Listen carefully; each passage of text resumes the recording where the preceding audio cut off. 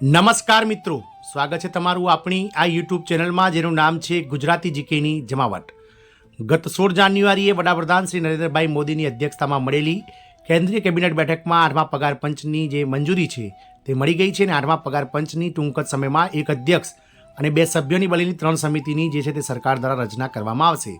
આ સમિતિ દ્વારા જે છે તે મિત્રો અલગ અલગ રાજ્ય સરકારના, કેન્દ્ર સરકારના કર્મચારી મંડળ, પેન્શનર મંડળ વગેરે સાથે ચર્ચા કરી દેશની મોંઘવારીનો અભ્યાસ કરી અને 1 થી 1.5 વર્ષની અંદર જે છે તે મિત્રો પોતાનો રિપોર્ટ સરકારને સુપરત કરશે અને સંભવતઃ સરકાર દ્વારા 8મું પગાર પંચ જે છે તે મિત્રો ઓક્ટોબર 2027 સુધીમાં 26 સુધીમાં લાગુ કરવાને લઈ અને મિત્રો સરકાર હાલ ફોર્મ્યુલા બનાવી રહી છે.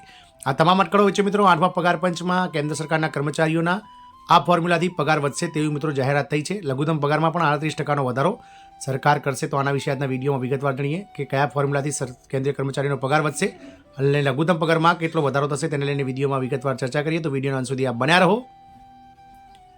અને જો તમે અમારી ચેનલમાં નવા હો તો અમારી ચેનલને મિત્રો લાઇક, શેર, સબસ્ક્રાઇબ કરી લો. બાજુમાં રહેલું બેલ આઇકોન દબાવીને ઓલ નોટિફિકેશન ઓન કરો, જેથી કરીને ચેનલ પર મૂકવામાં આવતા આવા સરકારી કર્મચારીઓ, પેન્શનર્સો અને યોજનાઓને લગતા તેમજ વગેરે જે ન્યૂઝ છે તે તમને સરળતાથી ચેનલના માધ્યમથી ઉપલબ્ધ થઈ જાય. તો વાત કરીએ 8મું પગાર પંચની, તો 8મું પગાર પંચ જે છે તે મિત્રો 1 જાન્યુઆરી 2026થી લાગુ થવા જઈ રહ્યું છે.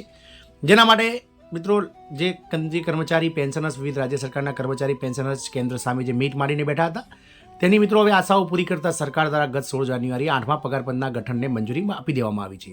ટૂંક જ સમયમાં મિત્રો 8મા પગાર પંચ માટે એક સભ્ય અને એક ચેરમેન અને 2 સભ્યોની બનેલી 3 સભ્યોની બનેલી કમિટી બનાવવામાં આવશે અને આ કમિટી દ્વારા 1 થી 1.5 વર્ષની અંદર જે છે તે 8મા પગાર પંચમાં ફિટમેન્ટ ફેક્ટર, કેટલો પગાર વધારો, લઘુત્તમ પગારમાં કેટલો વધારો વગેરે ભથ્થાઓ વગેરે રિવિઝનને લઈ અને એક રિપોર્ટ તૈયાર કરી સરકારને આપવામાં આવશે. ત્યારબાદ સરકાર દ્વારા આ જે છે તે કમિટીના રિપોર્ટનો અભ્યાસ કરી અને એક ફાઇનલ જે છે તે રકમ નક્કી કરી અને મિત્રો પગાર વધારો જાહેર કરી દેવામાં આવશે. આશાઓ એવી સેવાઈ રહી છે કે 8મા પગાર પંચનો રિપોર્ટ જે છે તે મિત્રો ઓક્ટોબર 2026 સુધીમાં આવવાની સંભાવના છે અને સરકાર દ્વારા 1 જાન્યુઆરી 2027થી જે છે તે 8મું પગાર પંચ લાગુ થશે તેવું હાલના સંજોગોમાં દેખાઈ રહ્યું છે. કારણ કે કમિટીનો રિપોર્ટ હજુ તો કમિટી બન્યા બાદ તેનો તૈયાર કરવામાં સમય લાગી શકે છે. પરંતુ જે છે તે મિત્રો લાગુ થવાનો સમયગાળો 1 જાન્યુઆરી 2026 હોવાથી દરેક કર્મચારીને એરિયસ સાથે મિત્રો આ જે છે તે સરકાર દ્વારા પગારમાં વધારો આપવામાં આવી શકે છે. તો 8મા પગાર પંચમાં આ ફોર્મ્યુલાથી વધશે કેન્દ્રીય કર્મચારીનો પગાર. લઘુત્તમ પગારમાં 38% વધારો થશે. તો 8મા પગાર પંચની મંજૂરી બાદ 1 કરોડથી વધુ કર્મચારીઓ અને નિવૃત્ત કર્મચારીઓના ચહેરા પર ચમક આવી ગઈ છે. કર્મચારીઓમાં પગાર વધારા અંગેની ચર્ચાઓ તેજ બની ગઈ છે. હવે એવા અહેવાલો આવી રહ્યા છે કે શું 8મા પગાર પંચમાં અમુક ફોર્મ્યુલા દ્વારા પગારમાં વધારો કરવામાં આવે તો 8મા પગાર પંચમાં કર્મચારીઓના પગારમાં 38% સુધીનો વધારો થવા જઈ રહ્યો છે. ચાલો જાણીએ કે કયા ફોર્મ્યુલાથી સરકાર દ્વારા વધારો કરવામાં આવી શકે છે. તો 8મું પગાર પંચ જે છે તે 1 જાન્યુઆરી 2026થી અમલમાં આવવાનું છે. આ માટે પહેલાં એક કમિશનની રચના કરવામાં આવશે, જેમાં એક અધ્યક્ષ અને 2 સભ્યોની નિમણૂક કરવામાં આવનાર છે. તે જ સમયે કર્મચારી સંગઠનોએ કેબિનેટ સચિવને 8મા પગાર પંચના સંબંધિત તેમની માંગણીઓ અંગે પત્ર મોકલ્યો છે.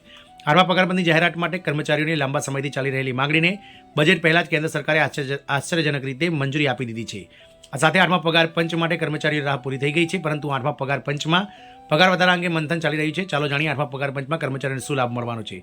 તો 1 કરોડ 15 લાખ કર્મચારીઓના પરિવારને લાભ મળશે. જ્યારથી કેન્દ્ર સરકારના કેબિનેટ મંત્રી શ્રી અશ્વિની વૈષ્ણવે 8મા પગાર પંચની જાહેરાત કરી છે ત્યારથી 8મા પગાર પંચમાં વેતન, ડીએ, એચઆર વગેરેમાં વધારાની અટકળો ચાલી રહી છે. પગાર અને પેન્શન વધારાનો સીધો ફાયદો 50 લાખ કરતાં વધારે કેન્દ્રીય કર્મચારી અને 65 લાખ જેટલા પેન્શન ધારકોને થશે. પેન્શન અને પગારમાં બમ્પર વધારો થશે. કર્મચારીઓ વિકસિત ભારત માટે કામ કરે છે તેવું પીએમ મોદીએ જણાવ્યું હતું. કેન્દ્રીય મંત્રીની જાહેરાત બાદ વડાપ્રધાન નરેન્દ્રભાઈ મોદીએ કર્મચારીઓને 8મા પગાર પંચની મંજૂરીનો પણ ઉલ્લેખ કર્યો હતો. સોશિયલ હેન્ડલ પર પોસ્ટ કરતી વખતે તેમણે કહ્યું હતું કે તમામ સરકારી કર્મચારીઓના પ્રયાસો પર ગર્વ છે. પીએમ મોદીએ લખ્યું કે સરકારી કર્મચારીઓ વિકસિત ભારતના નિર્માણ માટે કામ કરે છે. પગાર અને વધારા અંગે સંકેત આપવા પીએમ મોદીએ લખ્યું છે કે 8મું પગાર પંચ કર્મચારીઓના જીવનની ગુણવત્તામાં સુધારો કરશે. 8મું પગાર પંચ 2026માં લાગુ કરવામાં આવશે. સરકાર ટૂંક સમયમાં 8મા પગાર પંચની રચના કરશે, જે સમગ્ર પ્રક્રિયા પૂર્ણ કરી પોતાની ભલામણો સરકારને રજૂ કરશે. સરકાર 8મા પગાર પંચના 2 સભ્યો અને 1 અધ્યક્ષની નિમણૂક કરશે. 7મું કમિશન જે છે તે 2016માં લાગુ કરવામાં આવ્યું હતું, જેનો કાર્યકાળ 31 ડિસેમ્બર 2025ના રોજ પૂર્ણ થઈ રહ્યો છે. આ પછી 8મા પગાર પંચની ભલામણો લાગુ કરવામાં આવશે. 3 મહિનામાં ડીએ રિવાઇઝ કરો. તો કેન્દ્રીય બજેટ પહેલાં 8મા પગાર પંચની મંજૂરી વચ્ચે સરકારી કર્મચારી સંગઠનોએ કેન્દ્રીય સચિવને પત્ર લખીને તેમની માંગણી રજૂ કરી છે, જેમાં મોંઘવારી ભથ્થા અને મોંઘવારી રાહતની ગણતરી બદલવાની માંગ કરવામાં આવી છે. કેન્દ્રીય કર્મચારીઓના ડીએમાં સરેરાશ 3 મહિનામાં ફેરફાર કરવાની વિનંતી કરવામાં આવી રહી છે. કેન્દ્રીય કર્મચારીઓના કન્ઝ્યુમર રેટિંગ્સ ઇન્ડેક્સ બહાર પાડવાની માંગ પણ કરવામાં આવી છે. 3 મહિના ડીએ આપવાની માંગ છે.